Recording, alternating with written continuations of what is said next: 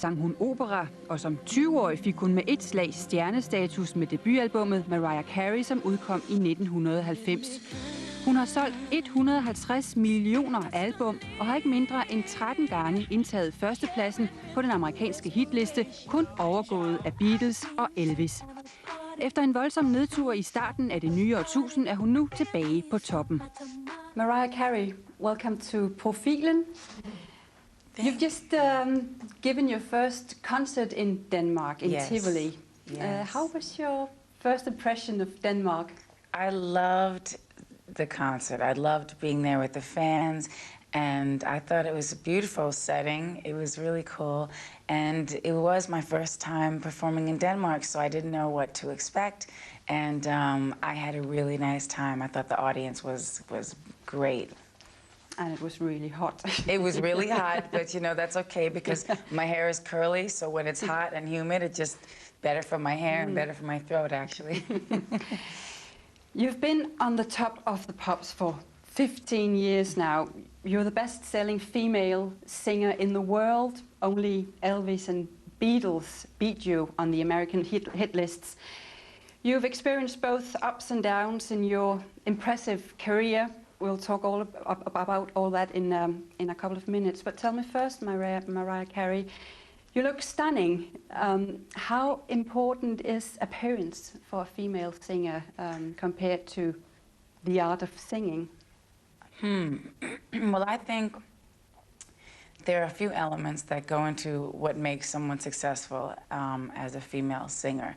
It's different for me because I'm also a songwriter and a producer. So when I go into the studio, it's an experience for me, the experience of writing the song. You know, sometimes it's an emotional moment, so you're putting all your emotions out there for the world to hear. And I almost consider myself more of a songwriter than a singer. So to me, all those elements are important. The ability to produce a record, to hear how it should sound, all those things. I even like to do my own background vocals because I started out as a background singer. But I think today, videos are so important and, you know, people's appearance is very important. And I don't know really that my appearance had a lot to do with my success. I think that in the beginning, it was very much played down. It wasn't like, wow, sexy, whatever, you know.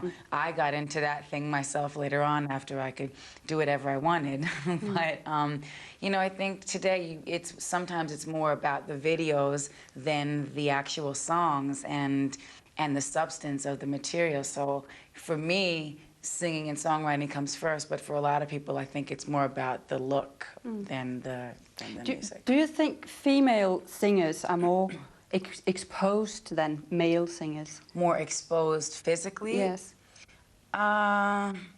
I think it depends on who it is. I mean, sometimes you'll see male singers out there sweaty with no shirts on, you know what I mean? Like that kind of thing. And nobody really pays that much attention because they're men. But when it's women, it's like, you know, more of like a scandal, you know what I mean? But I don't know, I really think it depends on the artist because we've been watching some people, you know, wear sexy clothes and do whatever it is that they do for years and nobody seems to make a big deal out of it. But then when other people do it, it's like a big scandal. So I don't know.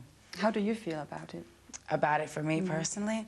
I look at it like playing dress up. Honestly, I don't look at it like it's, you know, something that's such a big deal. And maybe that's me having my own perception and not necessarily thinking on a broad enough scale.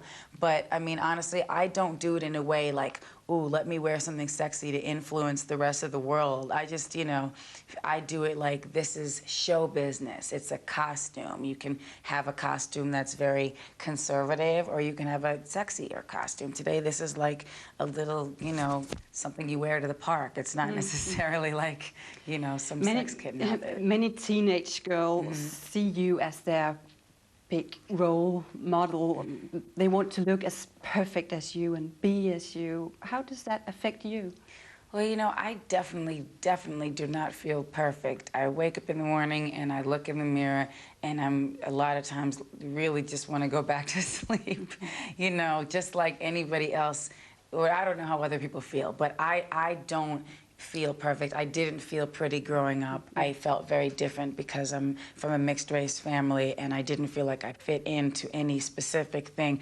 And I always looked at, you know, at my friends who would fit into a specific, you know, space. Like, you have the blonde hair and the blue eyes, and everybody thinks that's the most beautiful thing. And then my other friends who, you know, were more dark-skinned and, you know, beautiful features, you know, I would look at them and wish to look more like them, you know. So I was somewhere in the middle, and I didn't feel pretty at all.